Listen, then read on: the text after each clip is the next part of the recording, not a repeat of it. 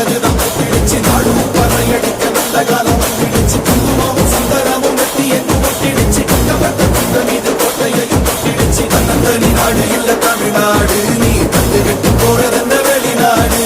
பொண்ணை என்ன வாழ வைக்கும் தமிழ்நாடு நீ வேலை செய்ய அள்ளி தருவாய காடு வளர்ந்துல நமக்கு தமிழ் இருக்கு உசுரையும் கொடுக்க உரம் இருக்கு இருட்டுல கிடந்தே தவிக்காத நீ அடக்குற மனுசன மதிக்காத பரம் தமிழ வரலாற்றை திருத்தி எழுதும் தலைவர்